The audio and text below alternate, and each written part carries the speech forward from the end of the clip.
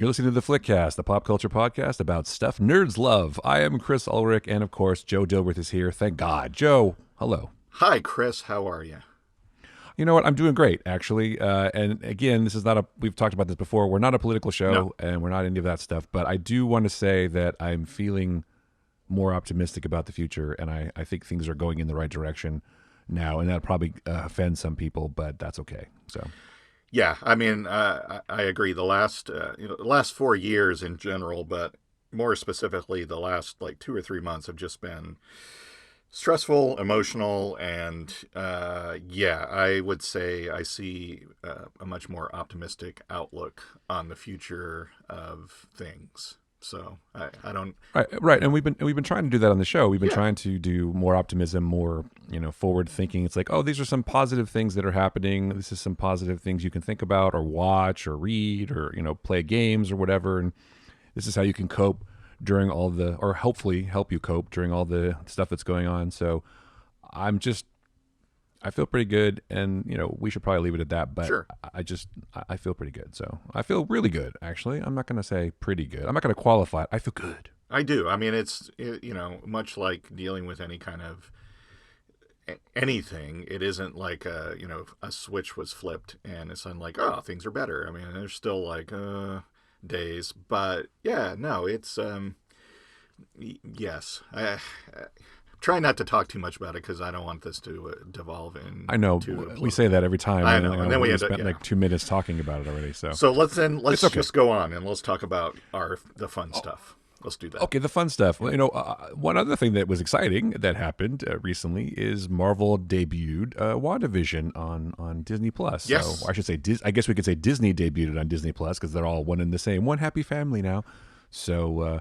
That is kind of a crazy show. What were your first impressions when you started watching it? Well, I'm very happy that it is, and they were warning people ahead of time. They're like, this is unlike anything that you may have seen before or anything we've done in the Marvel universe, cinematic universe specifically. And it's great. I like that it's different. It's funny because a lot of the... I'm trying to think how much we want to say about it, but the sitcoms that it is honoring or homaging or whatever you want to call it are ones that I watched as a kid. It's definitely kind of fun seeing. To be honest, and I know it's going somewhere, and I know obviously they've been sprinkling hints of a mystery, and there's something bigger going on.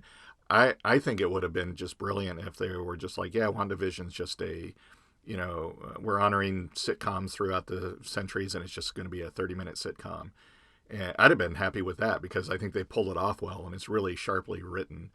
But I definitely like kind of the mystery aspect to it. I kind of hope it's not going where I think it's going, but I'm staying open-minded, and I'm not making it, so I'm not going to, be angry if they don't go in the direction I think they should go. But yeah, people seem angry. They do. I feel like there was some division in the fan base about the show, and I think partially it's, and I'm not going to say it's because of the young people, the kids today, but I don't think I think you hit it right there at the beginning. It's like it shows that you used to watch, so you understand what they're trying to do maybe more than other people who've never watched shows like that or never saw a sitcom before, never seen Bewitched or never seen the Dick Van Dyke Show, never seen Brady Bunch. Really, I mean, who hasn't seen Brady Bunch? Come on, be honest. Really, I mean, come on. Where are you even living, man? But yeah, so my first impression was I thought for like a few seconds, I'm like, wow, this is kind of slightly awkward. And then I was like, I'm going to just stay with it. And I stayed with it, and I started loving it a lot. And I think what they're doing is brilliant. And who knew Paul Bettany was such a comic genius, by the way? They're both really good. Yeah. But I think he's actually a really good foil for her. And the whole thing is just so weird, which I love. But they couldn't really have done the thing that you're talking about, though, because this has to be. Yeah, it's got to lead somewhere. They're not going to spend money and time and whatever making a standalone show, although that would be cool. It has to lead somewhere, especially because they can't release stuff in theaters, right? They can't do giant movies. This probably would have been one movie if it. Although maybe they're more willing to take chances on TV, so that's possible. Right. But I think it's cool, and I like the little mysteries, and I like the things that that are happening. But yeah, I mean, I have my own personal theories, and I'm sure you do too. And we both read, lots of comics Yes. over the years. So I, it has. I mean, it has. I think it's going to go in the direction that you and I both think it is, and that's going to launch, into multiverse of madness and et cetera, et cetera. So, but I'm loving it. This last episode was. We're talking about. I think episode 3. I think is the last one that yes. came out before we recorded. It was funny. It was really funny, and it's just so weird, and I dig weird. So Well, I like, as in anything, I like the attention to detail because, obviously, lampooning sitcoms. I don't want to say lampooning. I think they're honoring because they're really.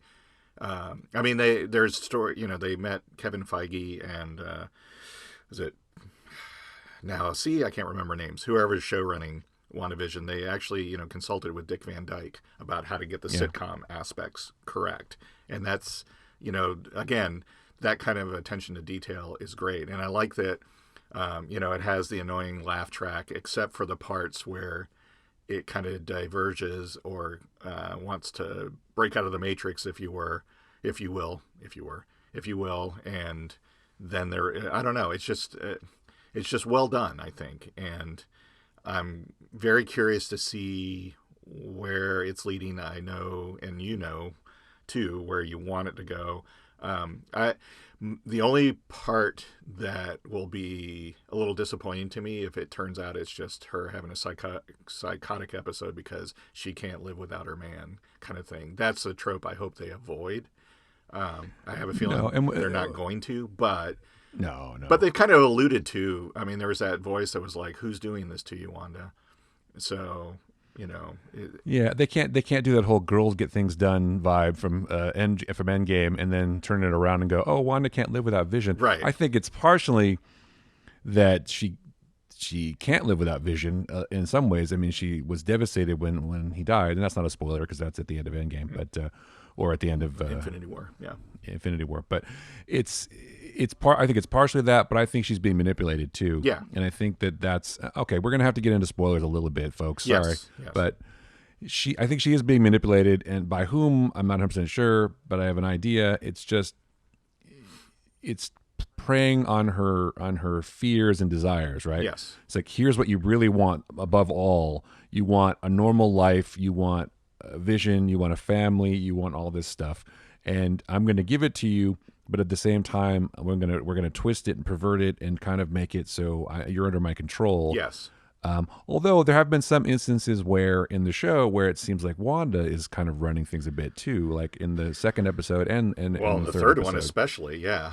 So yeah, well, no, in the second one too, when the guy came out of the sewer, the beekeeper guy, yes, she basically did her thing and whatever, and so, but then the funny thing about episode 3 is that there was a certain part in the show where she's trying to do her magic, and it didn't work. Remember? Yeah.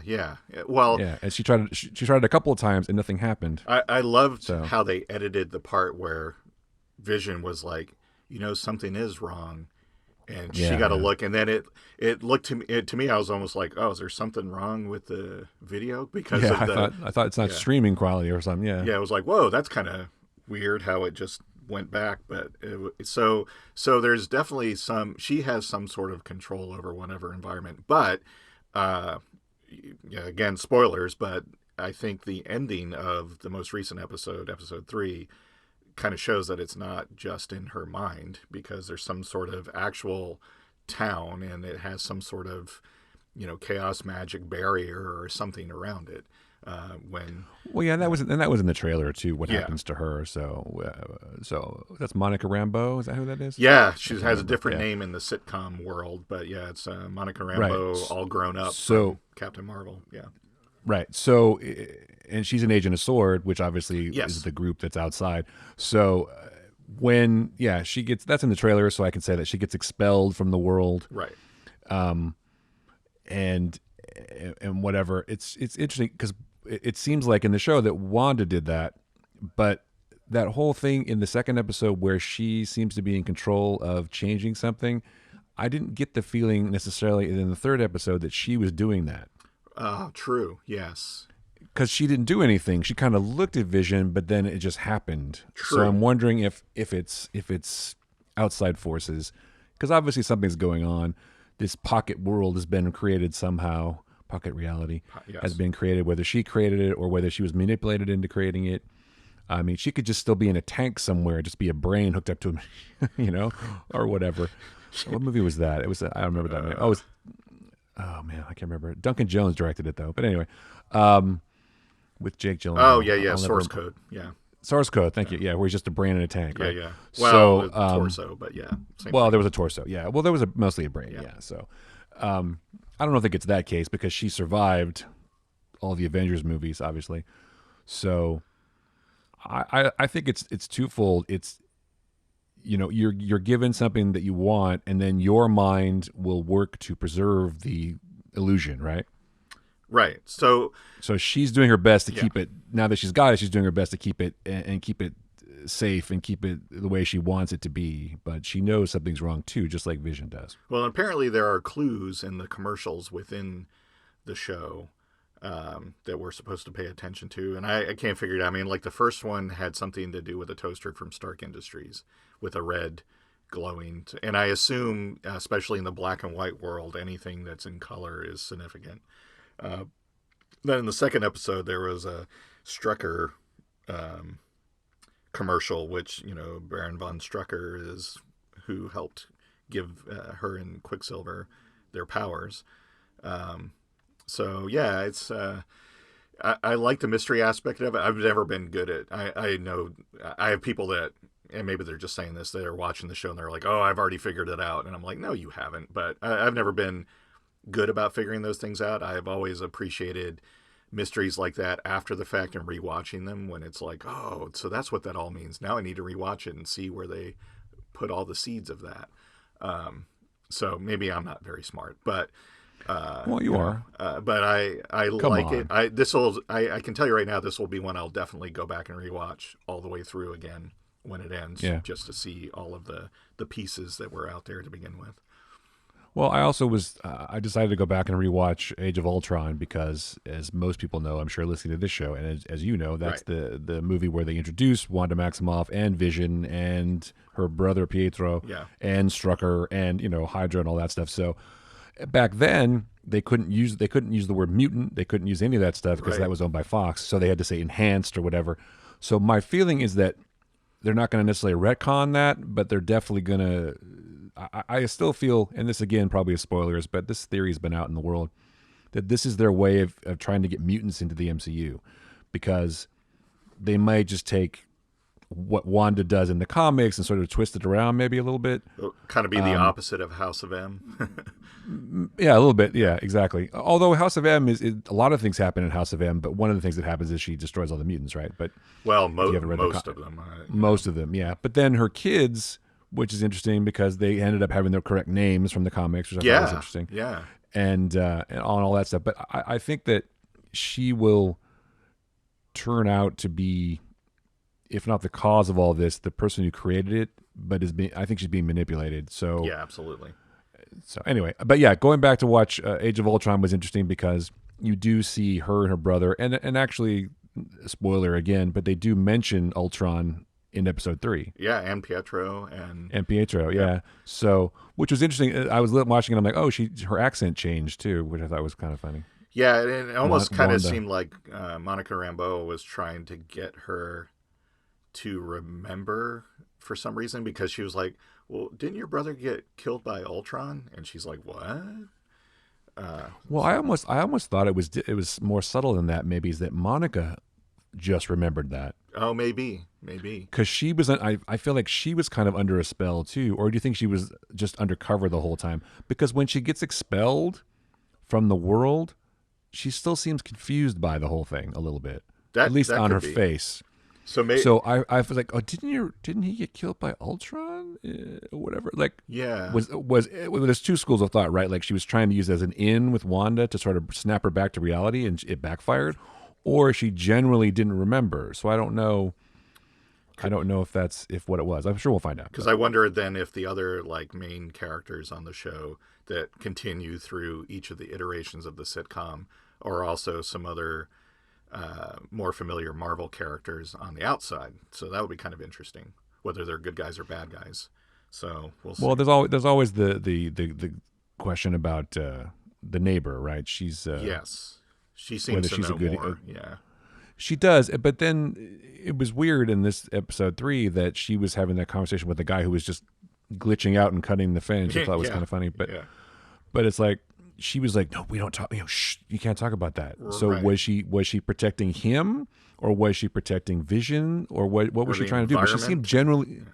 she seemed generally scared, like the people in that episode of the Twilight Zone where the kid was going to wish him to the cornfield, Yeah, you don't want Wanda to send you to the cornfield, but or turn you into a Jack in the Box. No, you don't want that. So are they afraid of Wanda, or are they afraid of Vision, or who are they afraid of? Because she generally seemed scared, or maybe she's afraid of the third party who's manipulating all of them. So I don't know. yes, yeah. Like I said, it's definitely generated questions. It's made me wonder, and it's made me look for clues, and I'm starting to piece things together. But yeah, I really like it. I think it's going to be 6 episodes total, or is it 8? I don't remember. I think it's 8. Okay, so I can't believe they just do 6. Yeah. we got a few more to go to see. So yeah, I just think it's really well done and well put together, and obviously the whole thing hinges on the chemistry between Elizabeth Olsen and Paul Bettany, and it's pretty fantastic. Yeah, they're really great together. Yeah. I'm so glad that they got a chance to,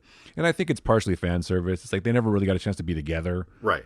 and it's like, oh well, here's what could have happened. I mean, in some way, it's like, oh look how happy they are, and they generally seem to care about each other, and they're really both excellent Yes. in the show. So I'm happy for them. I'm happy. It's so funny. I'm sure Paul Bettany's like, how did this happen? I was just doing a voice, on a movie, and Right. now I'm like, Right. now I've got my own show. It's like weird. Yep. So, but good for him, man. I've always thought he was sort of underrated a little bit as an actor. He's done a lot of stuff, but never like huge hits. Like he's in one of my favorite movies of all time. Have you seen Master and Commander? No, I with have Russell not. Crowe. Oh, that's a great movie. If you haven't seen that, Master and Commander, they're like sailors in the British Navy back in the day, and they fight the Spanish. And it's an amazing movie. It's so realistic the way they did it. It's really great. If you've never seen it, it's definitely worth watching. But that's not my pick today. But the other thing, watching WandaVision makes me miss Mr. Robot, You're right. That's because that's it kind of exactly reminds me of the Mr. vibe I Robot. get. Yep. Yeah. Well, so here's my ultimate question, though. Do you think at the end of this that we get Vision back? Do you think? No, I think Vision's actually. I think Vision's dead. Okay. And I don't think you can. I mean, it's a comic book show, so sure, no one Yeah. really stays dead. But I don't know that he can exist because the stone's gone, right? True. But So I mean, they were trying in Infinity War to, they did Yeah, say but that it he didn't could work. exist outside of the stone. So maybe, I don't know. It is the comic book world, even though it's a TV show, so anything is possible. I think my gripe would be if it's something where Wanda brings back Vision and has her kids be whole, if you know the comic book storyline, I would be a little aggravated by that, because it's like, well, then why wouldn't she also bring back her brother, or any number of her friends in the movies? or Nat. Yeah. So I hope they are carefully crafting that, if they do bring back Vision. But I think you're right. I think there'll be some kind of bittersweet ending where he's like, yeah, I can't exist in the real world because I'm dead, or something like that. So Yeah, they can't bring it back. I think that'll be the catalyst that breaks her all the way, Yeah. which turns her to evil or whatever, and she just ends up being the bad guy. I mean, the talk is, of course, that she's the bad guy in Multiverse of Madness. Sure. In fact, they're filming that right now. So yeah.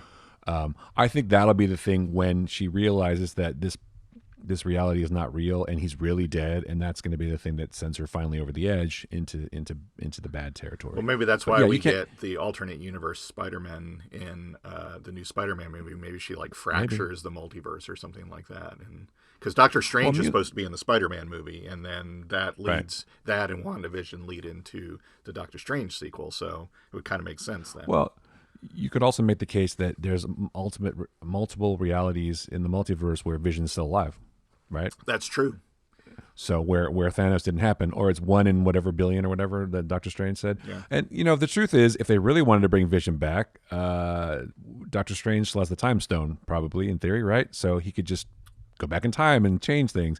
But then you're just messing everything up. So I don't know. I feel like Black Widow. I feel like Natasha's dead for real. Yes. And I feel like Vision is dead for real. I mean, they got around it with Gamora, which I thought was clever, and now that'll be an interesting dynamic where they have to like fall in love again, maybe, or not. But you can't. I don't think you can undo all of them, because then it kind of takes away from the sacrifices they made. So. Well, then why not bring back Iron Man too? Why not bring back Tony Stark? Then, right. Yeah. Why not just bring back everybody? That's what I'm saying. And she could just go, "Oh, hey, listen, I can bring people back. Hey, Tony, you're back now." Right. So no more death. No more death. Slap. Maybe maybe that's what the ending is. No more death. I don't know, but we'll see. I doubt it, but I don't think they'll do that. But I really am getting the Mr. Robot vibe from the show. I like that kind of mystery thing where you don't know what the reality is and you don't know what the layering is. I feel like they. I'm not saying they were inspired by the show, but I feel like there's a lot of commonalities between the way reality is sort of twisted in WandaVision and the way it was twisted in Mr. Robot, especially the episode where Elliot realizes that he's in like a simulation almost. Right. Yes. So it's like, oh, this is weird. So I'm sorry, I don't mean to spoil Mr. Robot. If you've never seen that. If you've never seen that show, you need to go and watch that. So, which I think is a good segue into what you were talking about in the pre-show about Sam Esmail's discussions of the new Battlestar Galactica. So why don't you let's switch to that? Yeah. First of all, I was going to say, I was thinking when they were talking about it very early on, I was like, do we really need another BSG show this soon? But once I heard that Sam Esmail was on it, I'm like, okay, yeah, I'm on board, because I know it'll be interesting. It'll be a different take. I don't even care if it's in the same universe as Ron Moore's Battlestar Galactica or the original or whatever. I am instantly on board. So recently he was doing interviews because I believe they've started pre-production. I don't know if they've actually started shooting it or not, but they're obviously writing it, figuring it out. But one of the things he was talking about that was of interest to me is the distribution of episodes. It's going to be on the Peacock streaming service, NBC's streaming service. And he said that, it's kind of freed us up to do varying lengths of episodes. And so, not all episodes, kind of like, what was I thinking? Longmire, when it went to Netflix, it kind of did different lengths of episodes.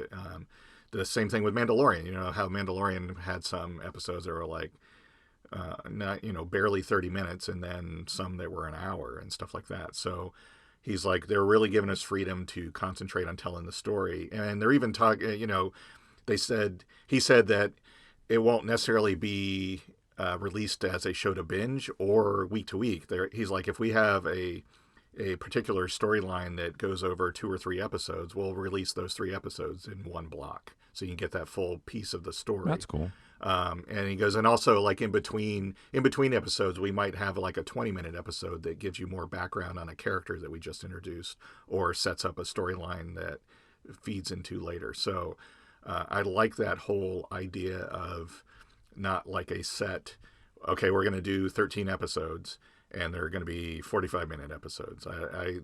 I've kind of advocated for a long time that streaming and doing things over the internet, if you will, should free you up to mix up the format a little bit, where you can tell the story you want. You don't have to go, well, we've told the story in this episode, but we're only 35 minutes in, so we got to pad it with 10 minutes of stuff to meet, whatever requirements. Right. For the episode, all those links and everything. The format was developed because of commercials, right? So you had to have 45 minutes of programming and like a bunch of commercials in a 60-minute block. So now, do whatever the fuck you want. The other thing that's nice about Peacock or whatever streaming service is on, he can do more things. I'm not saying you have to have more language, and you don't have to say frack, which I'll miss, but you could actually say fuck this time, or have boobs or whatever. You could it frees you up. I'm sure even working for USA, he enjoyed some more creative freedom than he would have at a regular network, quote unquote.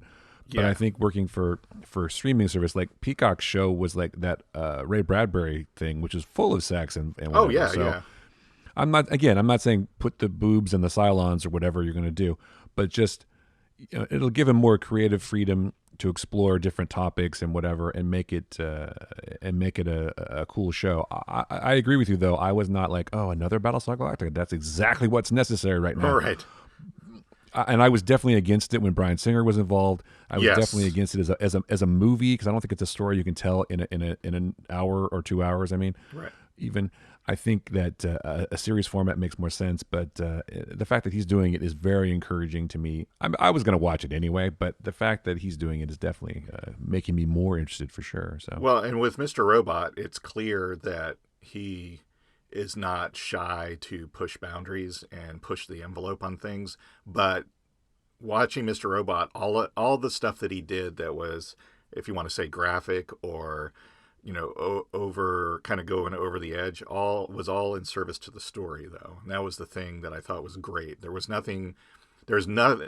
don't think there was any moment of Mr. Robot that was gratuitous or there just to be shock value. It was all part of the story. no, So I would agree with you 100%. Yeah. so I think I think something like BSG, I'm really excited to see what he does with. So Do you think? Well, hopefully some of the old Mr. Robot cast will come back in the new Battlestar Galactica. But because I can think of a few people who could play other parts.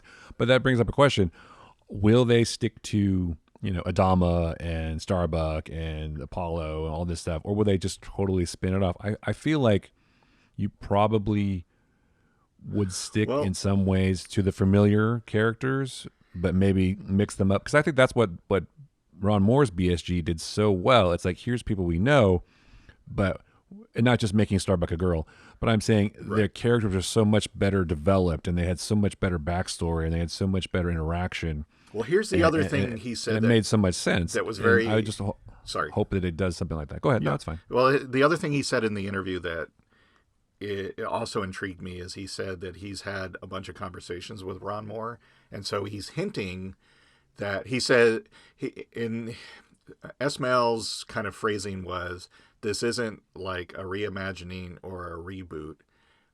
It doesn't invalidate what Ron Moore did. So I don't know exactly what that means, and and I don't.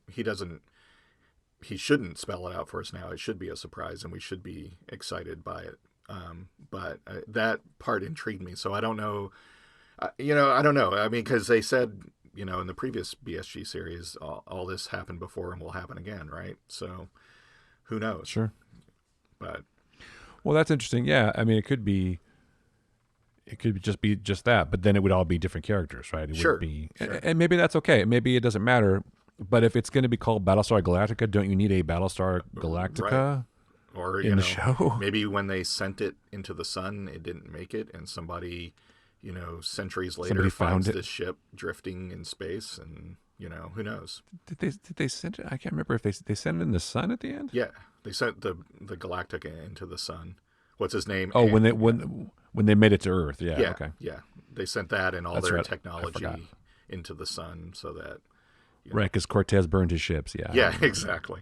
So I remember that now. but maybe it missed, or and was it Anders that was piloting the Galactica with his mind? Yeah. And maybe he decided, I want to live after all, and went off into space to explore, and a new crew finds it. Right. I don't know. Who knows? I mean, Yeah, I don't know. I don't know if you could do that because the ship is 1,000 years old at that point. But well, yeah. and it was pretty messed up at that point too, Sure. if you recall. Yeah.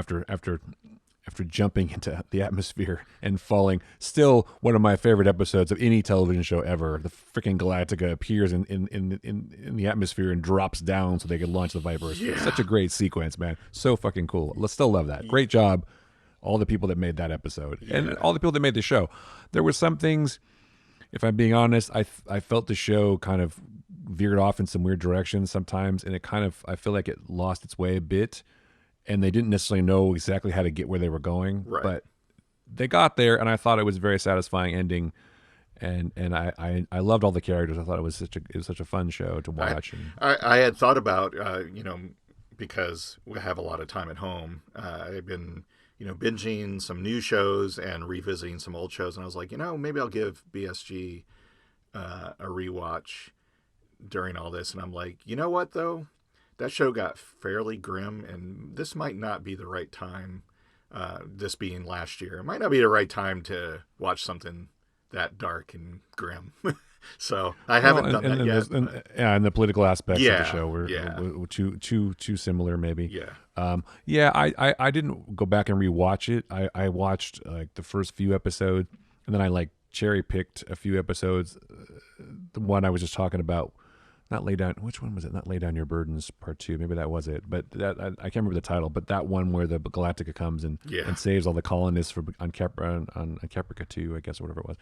But Yeah, that was pretty yeah, awesome. I don't remember every little bit of the show now, which I used to, but because we used to do a thing every week where we I get to ask Mark Verheiden questions and we put it up and we talk Oh, about nice. episodes, and that was a great column that I used to write a long time ago Very when cool. the show was on. And Mark's a great guy; he was super helpful and very nice about it. And it was cool to hear his evasive answers about. So, do they get to Earth? He's like, well, what does Earth mean? What does that mean exactly? It's like Well, it was funny. that part I really liked. I thought the show was great. Yeah, I, I liked it a lot. I like the fact that like midway through the final season, they do find Earth, and it's this burnout husk, and it's like, what? And then Yeah, in the final episode, they find a planet that's habitable and decide that that is Earth. So I like that right. kind of twist to it. That it's like, wow, we found Yeah, what we're looking for, and it's bad, but we're gonna make what we're looking for. When I like that. It was kind of a nice little twist yeah. and a fake out. That was kind of cool.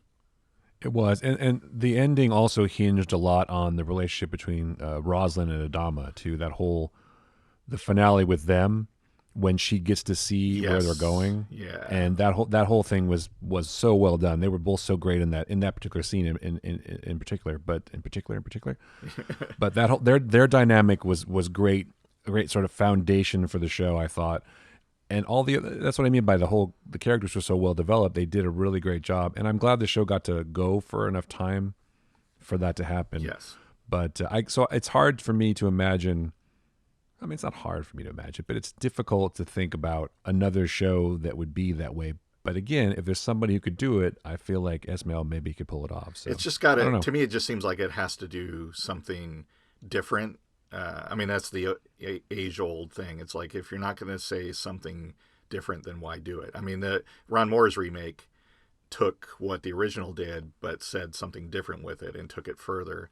So how do you do that with a new iteration this close to Ron Moore's and not just do a retread? I mean, it's just got to be different. If it's like, oh well, yeah, it's the Galactica, the same characters searching for Earth, fleeing the Cylons, it'll be like, I don't know if we need to see that a third time. So, Although in truth, I was sort of saying the same thing when they were reimagining it. I'm like, well, what's the point? So I was wrong about that. sure, If sure. I mean, I don't know if it was that convinced it was a bad idea. I was just skeptical because not that the first Battlestar Galactica was such an amazing show, but it was an amazing show when I was a kid. I thought Oh yeah, me too. it was Yeah, awesome because it came out right after Star Wars. I think it came out in '79, maybe. yeah, But I was like, wow, this is because I was hungry for a sci-fi show, so it was a perfect time when I was a kid. yep. And Gary Dykstra who did the effects for Star Wars was doing was it Gary Dykstra? Ron Dykstra. I can't remember. Yeah, Shit. Ron Dykstra. I should remember these things. Yeah. It was Dykstra. Anyway, he did the effects for Battlestar Galactica. They had pictures of him in Starlog magazine, which was my favorite magazine back in the day, Yep. of him with the Battlestar Galactica model. I'm like, wow, that looks cool. So I was in, and I loved the show, and I thought it was great. And then I was like, oh, reimagining. But then that was like the '70s, late '70s, and then they didn't reimagine it till what 2002 or 3 or 4 or whatever it was. Yeah. Well, So that was a respectable amount of time in between. But now it's only been like 5 years since the show ended. Now they're doing it again. So I think the original Battlestar Galactica, I'll just say this about it, kind of proves the point, kind of like old Doctor Who and some other shows from the 70s that it didn't have a huge budget, so a lot of the effects were used over and over again. The sets were not hyper realistic and blah blah blah and all that, but it still told some compelling stories. So I think that kind of proves the thing of no matter what budget you have on a show, no matter how far you can go with the visuals, if you don't have the story and to a certain extent the acting there, then you don't really have a show. And I think as far as story and acting, I think the original Battlestar Galactica totally had that. I mean, yeah, there were a couple cheesy episodes here and there, but they also told some really compelling stories too, I thought. So, even modern day TV with shows having much bigger budgets, there's a lot of things that are completely hyped big and end up falling flat because the story is just like either it's the same story we've seen again and they don't, like I said, do anything different with it, or it's just not well written. I mean, there's a reason why Supernatural went for 15 seasons, and it wasn't because it was the best looking show or anything like that, but the leads had a great chemistry, they had fun with the show, and they told some great stories. So if you don't have the writing there, then, yeah, TV is one of those things where people start to watch the show, I think, because of the characters. They watch the show because they care about, they have an investment in what happens. And the original Battlestar was really smart when they cast the show. They cast Lauren Green as Adama. I mean, the guy had been from Bonanza, which is a huge show about family and conquering the frontier, etc. And that was really brilliant because here's Lauren Green as a father figure for not just his actual kids, but a father figure for everybody. Yes. And people could totally get behind that. And he was great in the show. And, the thing is, if you have a cheesy kind of looking show, then it's a problem if your actors or your characters are sort of, winking at the audience going, it's stupid. But he totally took it seriously. If he believed the world, then everybody did. And I think it went from him to everybody else. And he elevated the rest of the cast, yes, I believe. And so you're right. The show was cheesy because it was the 70s and they couldn't afford stuff. And the technology just wasn't there. And of course, you had to reuse things and flip them or whatever. Because how many times did the Vipers launch the other way when they flipped the shot? Yeah, exactly. Or the Cylons, like 3 Cylons models is all they had, but they showed them coming from different angles or whatever. Just flip it, right? Yeah. But it's like, if you care about the characters, you can forgive a lot of that stuff. Yeah, I mean that's, like I said, that's why Supernatural lasted 15 years. Stargate, the original Stargate series went for 10 years because.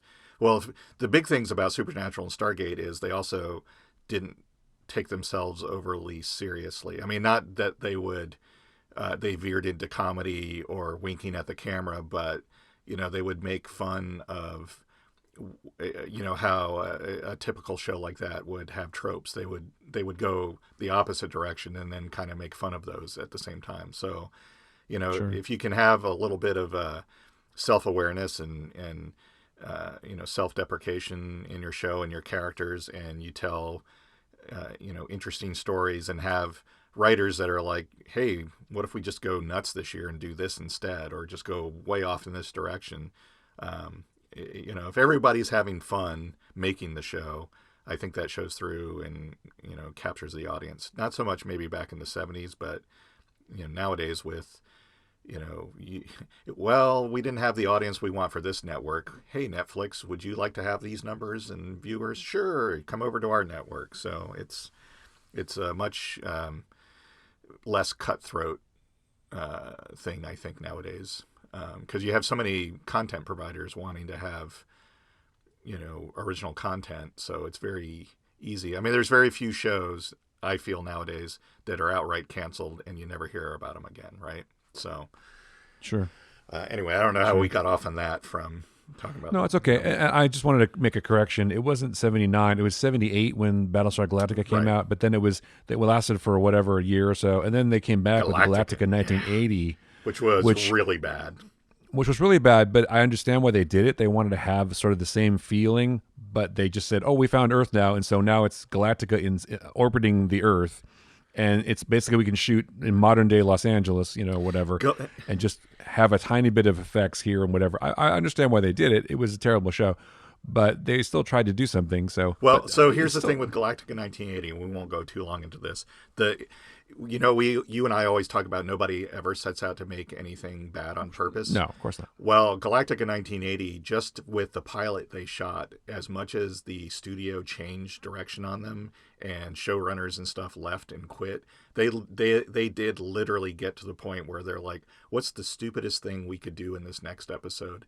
And did it. And they're like, they basically had like a tally in the production office of a pool of like how soon can we get canceled, because they very quickly decided, even the actors, that like, we don't want to do this. This is not the show that we signed up for, or that you told us that we were gonna be able to do. And so they literally did try to make it as bad as possible to get canceled. That's maybe the one exception to that rule, if nobody sets out to make anything bad. So anyway, we can probably do a whole episode on Galactica 1980, and maybe we shouldn't, but yeah, it was only 10 episodes, so it's not like it's. I'm sure everybody recovered from that, but yeah, I've heard those stories too. It's like, this is absolutely not. Although fans wrote in to revive Battlestar Galactica, and that's what Galactica 1980 was. It was a response to fan interest, because the network is like, oh, well, Battlestar Galactica's not doing very good ratings, so we're going to cancel it. They still made 24 episodes, though, of Battlestar Galactica. They did. The originals, yeah.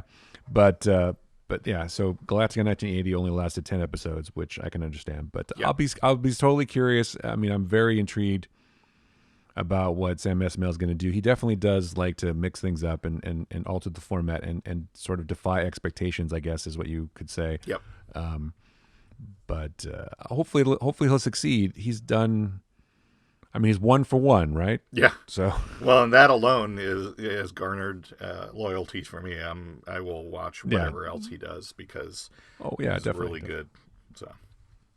Absolutely. So we both love sci-fi, so I guess we should revisit The Expanse for a minute and talk about, because I was, as we did in the last episode, we were definitely standing Amos and do people still say that? Anyway, Amos and Avasarala on their own adventures, or Amos and Bobby on their own adventures would actually be an interesting show too, because they're kind of alike a little bit. But so there's been a couple other episodes, at least 1 or 2 since we recorded last. At least I can't remember, but. And so here's the thing about The Expanse. The Expanse to me is such an interesting show. It's so good, and so I like everything about it. I don't think there's anything I don't like about it. I like the characters, I like the science that they do. I like this realistic spaceships and the whole thing. I'm so angry when the episode's over. I'm like, what the hell? I know. Yes, we did. Why do I have to wait another week for this bullshit? And so I just think that they could do 100 episodes, and I'd probably never be happy, because that's not enough. But I'm enjoying the shit out of this season. It's so good. I have one gripe on the show. Oh, I actually, let's hear it. For the first time in 5 seasons, have a gripe on that show. And my gripe is with Marco Inaris. And my gripe with him is, here's this guy that has built this thing, and he, took off with Naomi's son and has raised him to be his heir and his right-hand man. And he's doing, all of a sudden, he's doing the typical, I mean, it's blatantly obvious that the kid's going to turn against him because dad's being a dick to him. And I'm like, to me, that kind of knocks him down to being a two-dimensional character. I'm like, here's this guy that's carefully crafted this whole thing and managed to, send, hurl mass hurlers at Earth and Mars without being detected, on the sly, amass this army on the sly, and he's blatantly going to do the obvious trope of, giving his kid negative reinforcement and turning him against him. That's the only problem I have with that. My wife argued with me about it. Well, look at his character, though, and look at his ego, and look how he is. It makes sense that he's doing that, and I get that, but I'm just like, every time he blames his kid for something or is negative against his kid, I'm like, no, that's just, because I see that coming a mile away. He's going to get killed by his kid. You have to assume that he's been a shitty father all along. And it's just that nobody really noticed before. And Philip didn't really think about it so much until Naomi came and said, oh, this is kind of what a parent does. It just sits there and talks to me and listens to me and has feelings. So you got to assume he's been a shitty dad the entire time and has always done that. But yeah, I mean, I agree with you in the context of what we're getting from him now. It does seem like, because you knew as soon as they were in the airlock and what's his face was there and like, oh, you did this to him, you killed him. It's like, no shit. Of course you're going to say that because you're a dick. But But I kind of felt bad. I like that guy. I kind of felt bad that I thought for a second he could have survived. Yeah, that I like because, that actor, you know, and yeah, him. it's like, It's like, too bad. But then, but that really is like the only gripe I have with the show. And it doesn't bother me. I understand it from a character standpoint. He is required to do this because, I mean, again, it's partially because the story has to progress, and it's because he is a terrible person. yeah, And he cannot be redeemed by being a successful parent. He can't be redeemed by anything. He's irredeemable at this point. So he has to be.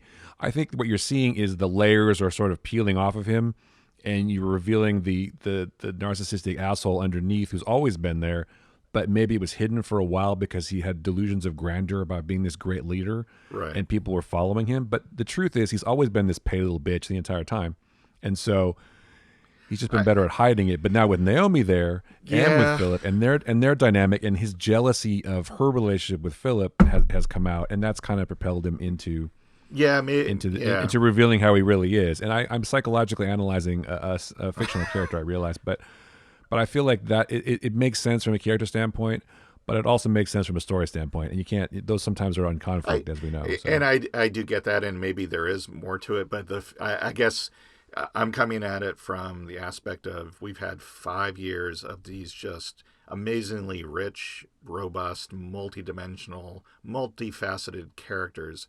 And to me, he kind of sticks out as a sore thumb of, so now we're going to throw this scene-chewing, two-dimensional character in here and try to make it work. And he isn't always like that, but just some of the scenes I'm like, no, write it better, do it different, come on. So, yeah, it's funny you say that because I kind of felt like of all the characters in the show, kind of Holden was sort of not one-dimensional, but less developed maybe than some of the other characters. Because Holden's like, this is what we're gonna do, right, and he's always right. right. But this season, I think, has been good for him because he's been fucking up a little bit, and he's been unsure. His belief in his like I know exactly what to do. It's been shaken, and I think that's good. And I think, excuse me, I think part of that is because he doesn't have Naomi right now. Right. And he's distracted by the fact that she's in danger, and that's good. And I think originally I was like, oh, they're separating all the characters, and I don't like this. I want my team back together. But I think it's been good for all of them to be separate because it shows how much they need each other. Oh yeah, and how much they function so much better as a team and as a family, dysfunctional family, sure, but they need that interaction. I mean, Amos basically said that I need to get back to my crew. Yeah, but I think they're all realizing that too. Right, right. Naomi needs people, but Holden, I don't think he's not like gonna state it that way. But I love the fact that he's indecisive a bit, and he's just not so stoic in his belief that what he's doing is absolutely correct. Yeah. He's like questioning himself again, which is good. It's good development for him, and it's good development for everybody. And I think Naomi is actually coming into her own more because I feel like she kind of relied on Marco, and she relied on Holden, and she relied on Amos to be her like strong right arm for so long, and she's had all these other people kind of like propping her up a little bit. I'm not saying she's a weak character, but I'm saying that she just hasn't had a chance to do things on her own. And I think going after Philip was a great thing for her. And now this, I'm going to jump across space to another ship. That's fucking ballsy. Yeah, exactly. And I love the fact that she's getting developed like that as a character. I love that. And so it's been really good for them to get broken apart like this, because I think they'll all be stronger when they get back together. And I don't know if you follow the show on Twitter or the writers, which I do, like the Expanse writers room, but they're, and James S.A. Corey, which of course is two people. I do follow him or that. So people are like giving that account, or trying to give the writers a hard time for like, oh, no one could really jump across space like that. And then they got like scientists from NASA chiming in on the Twitter stream going, yeah, that's actually totally possible. Yep. So I feel like this is one of those shows, people talk about hard sci-fi. I think this is one of those shows that is totally into the science aspects of science fiction, which I dig. And I mean, you have ships like turning around to slow down to attack people. Yes, it's fucking great. It's fucking brilliant. They do have sounds in space occasionally, but not very often. They do, but you can't have just like minutes of silence on TV. Right, They still have to take some dramatic license. But the fact that they're just doing it as closely as they can, I feel like they care about that stuff. They care about the technology part of it, but obviously they care about the characters more. We'll get attention to detail. So Yeah, and not on a giant budget either. Let's be honest; Yeah. they do a lot with a little. That's why I think this season is more confined to the ships, I think they got right? more money went to Amazon because it definitely looks like they have more money than they did. Right, but You know, they've also had several episodes in a row that the were like ships. almost like Yeah. bottle episodes in a way. Not bottle episodes, but they're not like doing repeats. But it's like we're confined on a couple of sets that we already have, and plus they're redressing sets obviously because there's some of these ships have already shown up in earlier episodes as something else, which you have to do. So, but they're making good use of it, and it's just I'm just mad when I have to wait a week. It's just bothers me. Yeah. No, I agree with you that this year, yeah, at first I was like, so everybody's off on their own adventure this year. Where's my crew, man? I was totally like that, but their stories are just so compelling. And you're right. I think they'll come back stronger and realize, hey, not to get sappy, but we belong together. But the other interesting thing I think along with that is they're kind of bringing other people into their orbit, like Peaches. I fully believe she's going to end up being a member of the crew just because of her adventures with Amos and kind of understanding them a little bit more. There's that, I can't remember her name, but the reporter lady that was really kind of a nuisance in previous seasons is now kind of like on Team Holden, right? And she's like, yeah, let's do this thing. Bobby, it's like they're going to end up with a bigger crew, I think, and maybe none of those people appear next year, but it just seems like they're really good at not only working extremely well together as one, but bringing people. I mean, Ava Sarala, they brought her kind of into their orbit as well, and she's on their side, right? So, Well, especially Amos's side, it seems like, yeah. yeah, everyone's like totally like Avasarala and Amos need to get together. That would just be awesome. So Yeah. Well, I think I'm surprised he hasn't tried to contact her already, but I guess they don't have any way to contact anybody. yeah, I don't know, man. I kind of feel like, okay, you were talking about gripes. If I did have a gripe about the last episode that I watched, it was that the whole idea of Amos's reunion with his buddy was a little too easy, maybe. There wasn't enough. It's like the guy comes and said, if you come back, I'll kill you. But obviously a lot's happened since then. right. Maybe But there's going to be more to it, though. I mean, maybe it's possible. It's absolutely possible. So, but that seemed easy. But then also the guy seems like a pragmatist. He sees the writing on the wall, and Amos's appeal to him is like, you could stay here and be the lord of nothing, or you can leave and reestablish your shit on another planet or someplace else where right, you can be in charge again. right. And so that appeals to somebody like that, which made sense. But I don't know. I got to be honest with you. I don't think Peaches is going to make it, and I also don't think that the reporter's going to make it either. Oh, but okay. maybe. Well, we'll Maybe we'll I don't see. know. I could be wrong. And I know that unfortunately that that another crew member is not going to be on the next season. But we know Well, that. they had already finished this season before that hullabaloo happened, so he's Yeah. obviously going to have to be written out between seasons, which will be weird. Yeah. Well, we talked about last episode Yeah, how you can do that. I'm just curious how the rest of this season is going to go. I know that Marco is probably going to be dead by the end of the year or the end of the season, and I feel like all the crew will get back together at some point, or at least for the big conclusion. But somebody made an interesting idea or made an interesting point in one of the last episodes. We could always destroy the gate. right. So that was interesting. Yeah, I mean, But that, yeah. but I don't know if that'll happen because I feel like that's sort of a jumping off point for lots of other adventures. But Well, and they seem to. I mean, they've mentioned that this year, but one of the things that I'm surprised they never followed up on was when Holden opened the gate.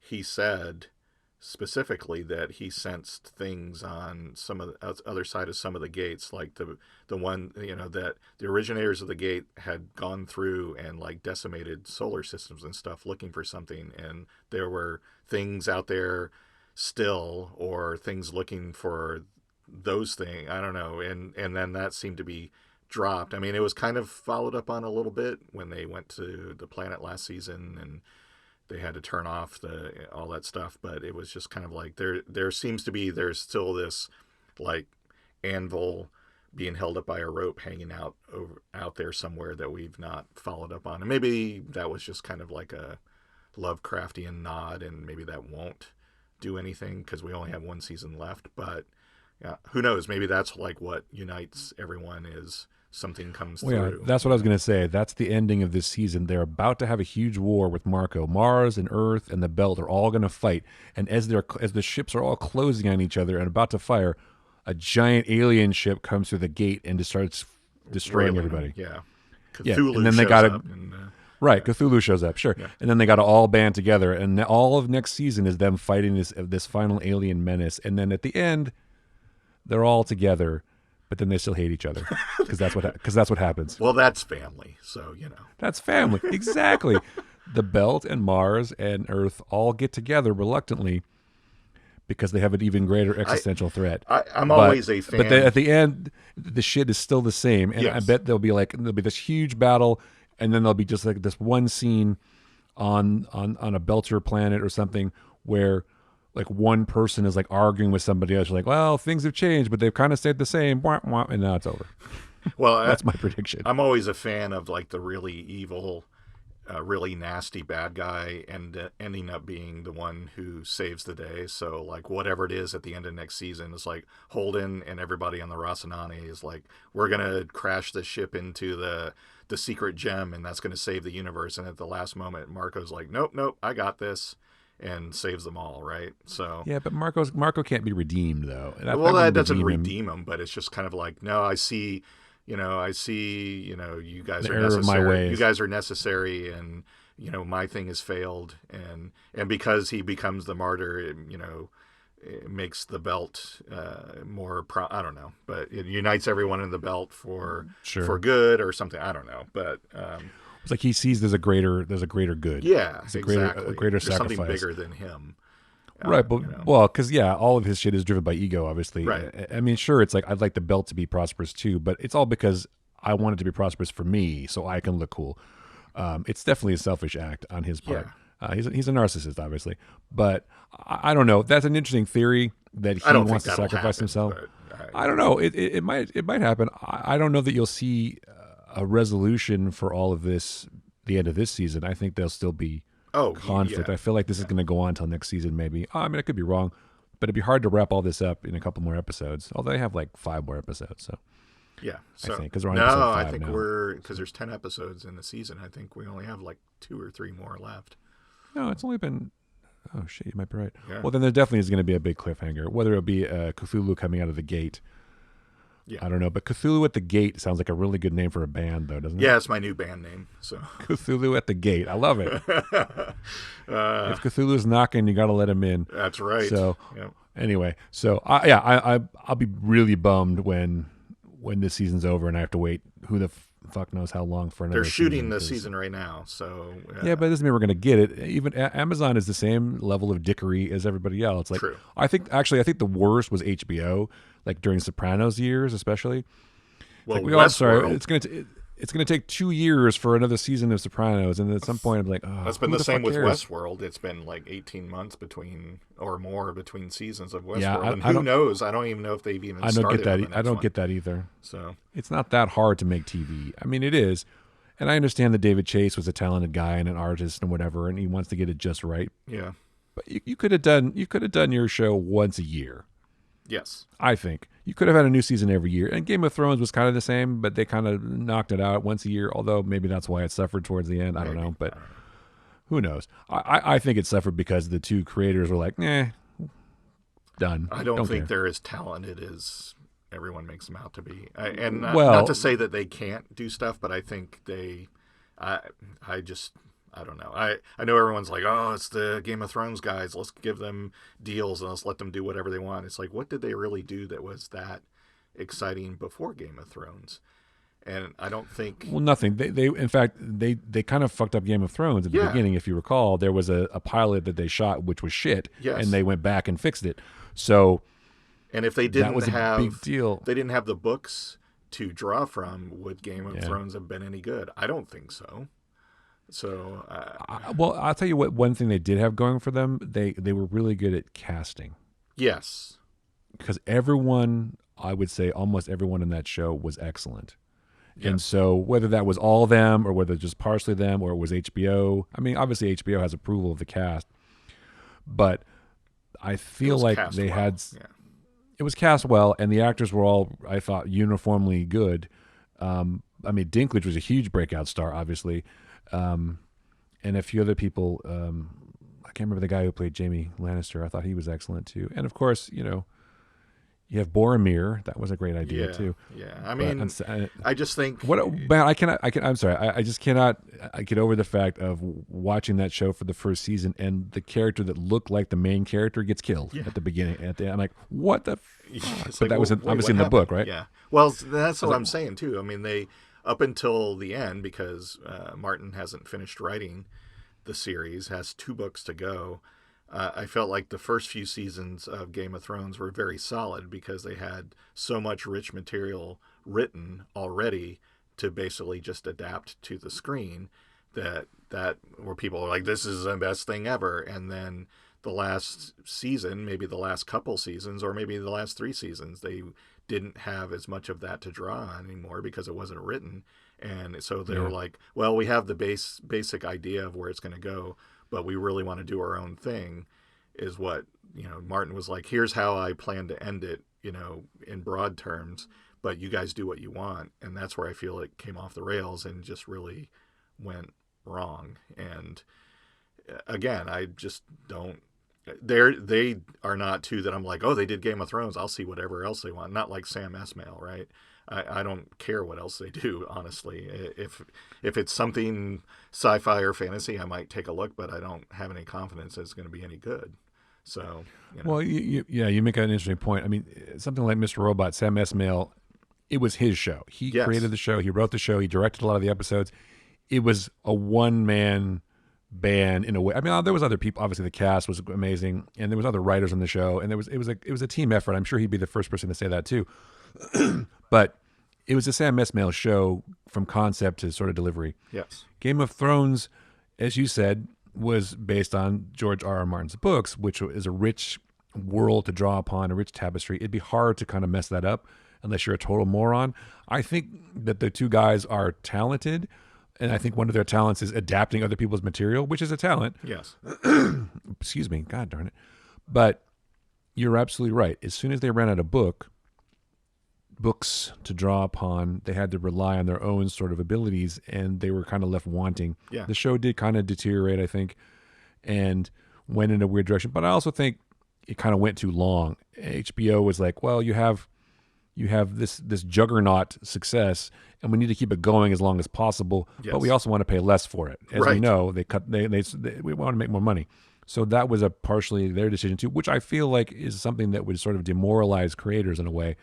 They feel like they've probably done a pretty good job and the show has been successful, and now they're getting sort of penalized for not getting as much money, but they still have to deliver. Right. So in some ways, I feel like it was sort of a, I'm not saying they're dicks, but it's kind of a petulant thing on their part. They're like, well, we're not going to try as hard now because fuck you. Yeah, exactly. I mean, so I'm not excusing that. I think that's what happened. I think that kind of makes them sort of jerks in a way, but I kind of feel like they're jerks anyway. So, and it may be that the book material and what they built based on that was so rich, so detailed, so involved that it's kind of like, well, now you get to end that. I mean, if somebody came to me tomorrow and said, hey, you get to write the last Game of Thrones book, I'd be like, yeah, no. There's no way. I mean, I have no idea what he's thinking, and I couldn't. Well, I sure as fuck wouldn't make Braun the fucking king. I can tell you that right now. Yeah. Or Bran. Braun, yes. Bran, no. Yes. So yeah, I mean, I think maybe I'm being too harsh, but I'm not. I never honestly. I think I knew their names prior to Game of Thrones, but they're not creators that I'm chomping at the bit to see what they do next. Just not. So I agree.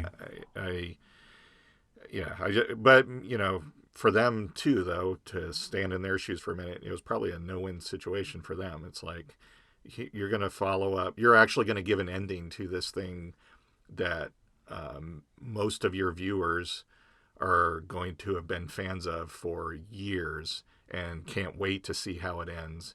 And it's on you now to end it. Good luck, So yeah, no, I agree, and I was kind of being a little a dick myself when I said they were kind of dicks. I feel like it was a tough situation, But I also feel like that's sort of endemic of what happens in Hollywood is that here are these guys, you know, talented, sure. But are there 1,000 other people in Hollywood that are probably as talented as they are? Sure. They got lucky. Let's be honest. They got a little lucky. They got a good break. They're really good in a room, probably talking about stuff. And that's a huge deal if you can sort of convince other people that you know what you're talking about. And not only that, they kind of fucked up a bit and they got another chance. Yeah. Because HBO needed a franchise or whatever happened. They're really good at talking. Yes. And that's a talent in itself, and convincing people that they know what they're doing. And then, yeah, they had these great books to draw upon, and they managed to make a good show. People were interested. It became this big deal phenomenon. But I think HBO is kind of at fault. I think they're at fault. I think it's just a lot of factors.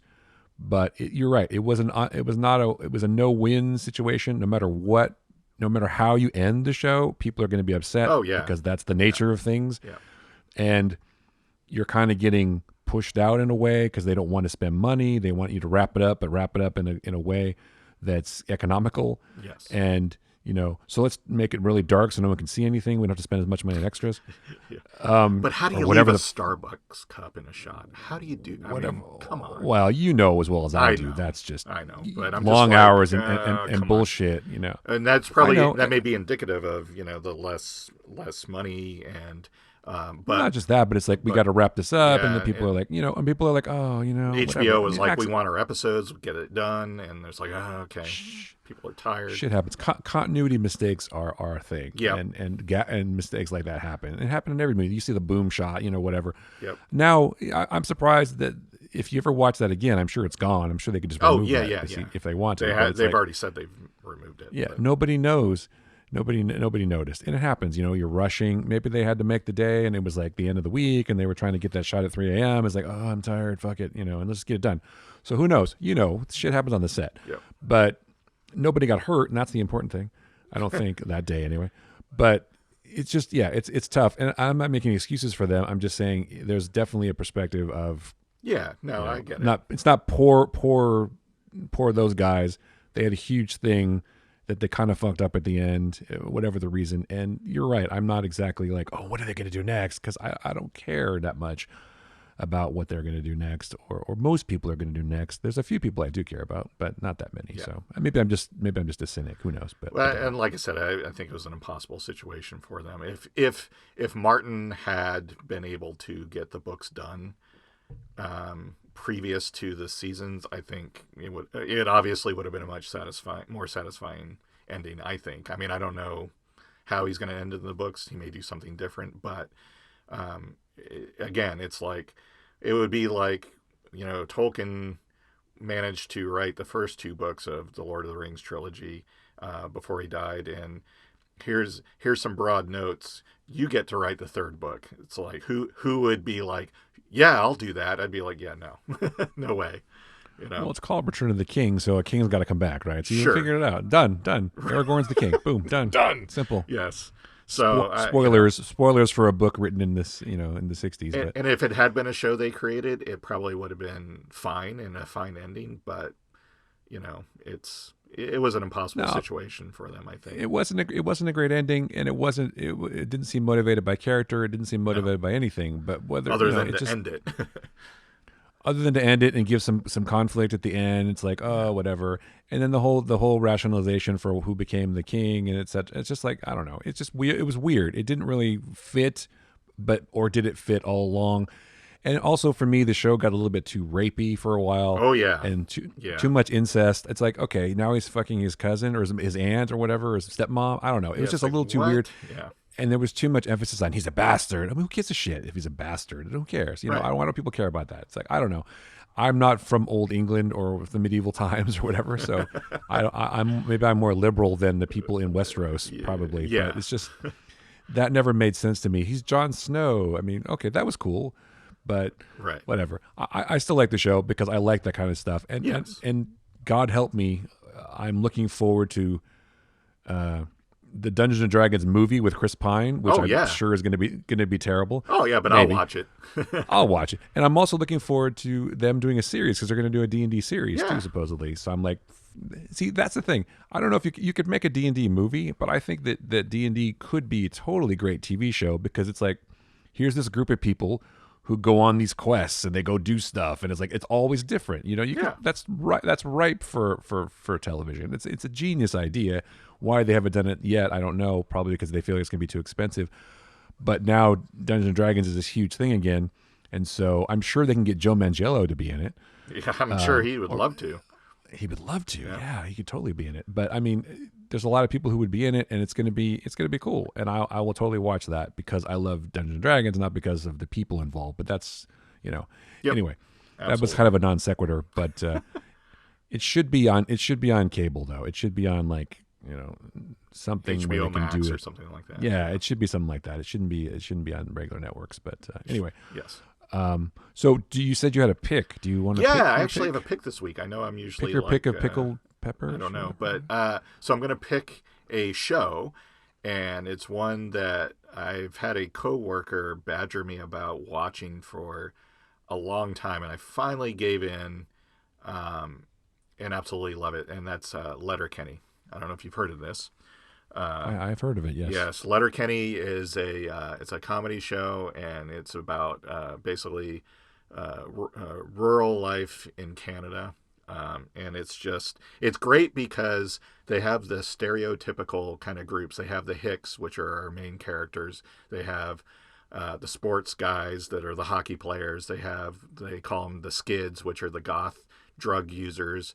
And then they have what they call degens from up country, which are the city people. But it's really sharply written. There's some rapid fire dialogue that is great and really funny. There's a lot of catchphrases from it that I now use. But it's not like the Hicks in it aren't like your typical American hayseed stupid Hicks. They are very sharp. They know things. They make excellent commentary on life, even if it's sometimes shockingly depraved. But I don't know. It's I can't. My descriptions aren't going to do it justice. I suggest go watch it. Watch the first season. Each season's only like 6 episodes, so it's really easy to get through. Watch the first season. It's great. It's just a fantastic show. And I'm almost done and caught up. And thankfully, it's showing no signs of quitting. So there'll be at least a few more seasons to come. But yeah, it's pretty fantastic. So Letterkenny, it's on Hulu now. It used to be on Crave, which I think is actually a Canadian channel, but it's on Hulu owns it now and has it going forward. So you should check it out. Yeah, don't you have to say Crave A? Crave A, yes. A. I mean, no, it's funny. That's on my list of shows to watch. I just haven't had a chance to dive into it. And like you, people have been telling me, "Oh man, you got to watch Letterkenny." So I will get to it. I just haven't had a chance yet, and I've only heard good things. And you're just yet another person to reinforce that. Watch it now. I'm glad it's good. I'm glad to hear it's good. Yeah. So, but there's only so much time in the day. So yes. I like to go back and watch old movies like Avengers: Age of Ultron instead. Well, I mean, I've been doing. We've been old actually Star Trek episodes from the original series. We're also binge watching Elementary, rewatching that, which was a fantastic show and a fantastic take on Sherlock Holmes. But I feel like they've done a lot of good takes on Sherlock Holmes. The Sherlock show on BBC was great too, with absolutely. Benedict Cumberbatch and what's his name. And what's his name? That's a terrible thing to say, but I can't remember his name. Martin Freeman. Martin Freeman. Thank you. I also have a pick. Yes. This week we haven't really picked stuff in a while, but I've been watching a lot of movies and TV, and as we've said, there's been a lot of things to help pass the time. This is a movie I had sort of slept on. I don't know why I say that, but I didn't watch. It's a Judd Apatow film called The King of Staten Island with Pete Davidson. It's just, first of all, let me just put this out there. I had no idea Pete Davidson was so tall. That was like a weird thing to see. I'm like, damn, he's giant. But anyway, I didn't know if I was going to like it or not, but I was looking at my thing, and I'm like, I feel like watching something that I haven't watched and sort of taking a chance. I guess that's kind of a silly thing, but so I put it on. I'm like, well, I'll give it 15 minutes and see what I like, if I like it or not. I got to say, I was hooked, and I got to say that everyone in the movie, even Apatow's daughter, Maud, is excellent. It's got Marissa Tomei, it's got Bill Burr in it, it's got like I said, Pete Davidson. It's really well done, and it's really funny, but Cool. it's also poignant too. It's basically Pete Davidson playing a sort of semi-autobiographical version of himself, growing up in Staten Island with his father, who was killed. He's in the line of duty. He's a firefighter, and kind of how he deals with that in life, and how it affected him, and how Marissa Tomei is his mom in the show, in the movie, and it was better, much better than I expected it to be. And I don't know if you've watched a lot of Judd Apatow films. I have watched all of them. Not because I'm like, oh, I have to see his next movie, but because I like what he does I like his character work. I like what he does with dialogue. It's just, it has a certain cadence, and you can hear it in this. And I feel like, that's one thing that sort of interested me about Seth Rogen when I first started watching him on Freaks and Geeks long ago, which is also a great show that should have gotten more legs, but or more time on the air, but it's just, you can hear people, and it kind of feels like in some ways how people really talk, which I appreciate. So anyway, Okay. it's a good movie if you like kind of comedies. It's not like dark, and it was uplifting and sort of positive at the end, especially. So it's definitely worth watching if you haven't seen it. So anyway, King of Staten Island is my pick. All right. I'll check it out. Yeah, it was good. I was surprised. That's what I like about it. I like the fact that you put something on, you're like, I don't know if this is going to be good or not. You give it a chance, and it turns out to be pretty good. I also felt that way about that Tom Hanks movie that's out now, News of the World. Yeah, I love really I love good. westerns. Yeah. I love westerns. And I was like, I'm going to give this a chance. I was like, wow, this is really good. I mean, it's Tom Hanks, so you have to expect it's probably going to be good because he's not a dummy. Yes. But he picks pretty good material. But he was really good in it. I mean, I guess I kind of have two picks this week because that's a really good movie too if you haven't seen it. So it's worth watching. But it's funny watching that movie going, wow, this is how people got entertainment, because no one had TV, no one had iPads or anything.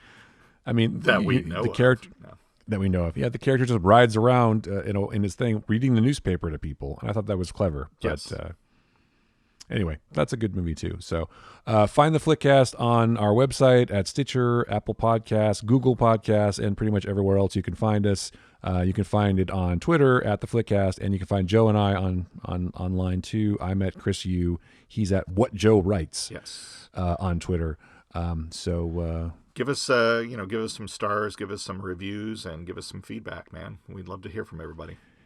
Yeah, feel free to do that if you want to go to Apple Podcasts. I mean, there are other places to find the show, but that's kind of still the big one. So if you want to give us a review, you don't have to even write anything. Just, give us a couple of stars, 3, 4, 5 stars would be great. Yeah, sure.